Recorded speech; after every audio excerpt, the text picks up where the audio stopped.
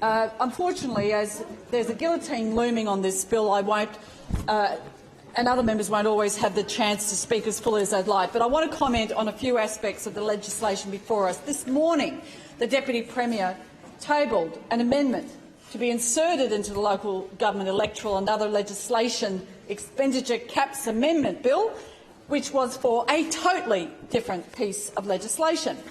And the legislation that he was seeking to amend with his amendment was in regard to residential tenancy laws, in regard to housing, to introduce a housing cap, a rental cap for rental properties where the landlords wouldn't be able to increase the rents under 12 months on that particular property. We're still yet to see any information from the government as to how many people this targeted amendment will how many people are in rental properties of less than 12 months tenancy where this legislation will apply. We're yet to see information from the government also about how much private rental stock's been taken out of the housing market. And this is a significant question because we know that there is a lack of supply, which is the primary reason that rents have been going up so much. And all members of this parliament know that there is a housing crisis, but the housing crisis is something that's been looming for some time and has now hit the fan because of a lack of supply. And I can't find where the promised land supply, the land monitoring report from the government is that was supposed to come out last year. The last one I can find is the 2021 land supply monitoring report, when there was supposed to be one last year, and still we don't see a clear picture from this government about what the actual quantum of lack of supply of land is, let alone the lack of supply of housing. But those who are paying the price of that lack of supply are those who are in tents, who are homeless, who are living in their cars, who are desperately rocking up to the limited rental stock that's available and finding there can be 30 or 40 other people competing for the same rental stock.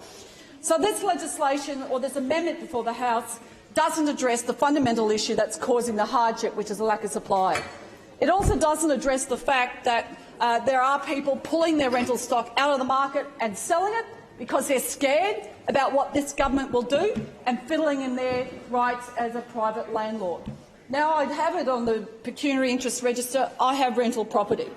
But this doesn't affect this legislation doesn't affect what needs to be affected, which is to open up supply, because the best way to put downward pressure on rents is to have more housing, to have more supply. On the Sunshine Coast alone, there are about 7,000 to 8,000, 7,500, 8,000 more people a year in population before COVID, and yet the release of new housing is about 2,000 to 2,500 new homes per year. So there is a significant difference between the population increase and the release of new housing. And yet the government is behind on their own reporting mechanisms about new land supply.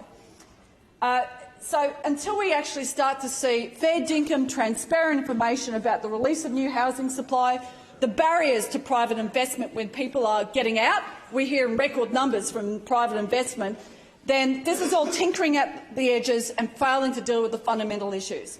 It's failing to deal with the hardship that's caused by a crisis in housing that's been looming for the last 7 to 8 years, and now is. It is a crisis in housing, Minister. It is a Members, crisis. we won't have any cross-chamber arguments, please. Member from Richmond, have the call. Thank you, Mr. Deputy Chair. It is a crisis in housing, Minister, and it is a crisis because of a lack of supply. And the fact this government is so out of touch, they're so chaotic and embroiled in multiple crises, whether it's the crime crises, whether it's an issue around the integrity crisis and the housing crisis, they are out of touch with what's happening to everyday Queenslanders. And the desperation that we see where people never envisaged that they would be homeless or forced into a situation where 30 or 40 people are competing for the one rental property. This legislation does not fix that. You want to fix the rental crisis, the housing crisis, you need to start to be fair dinkum about releasing new timely supply and looking at the barriers that are scaring people out of the private market. And I know there was a story only a few days about Airbnb. We don't know the full extent of the people have moved into the Airbnb sector.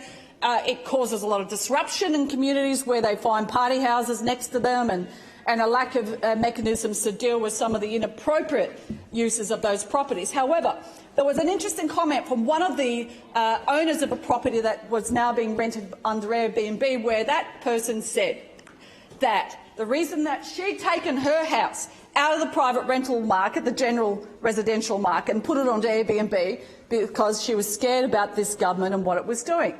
I believe you've got to have fair laws. You've also got to listen to those who are actually the main ones who are providing the rental stock.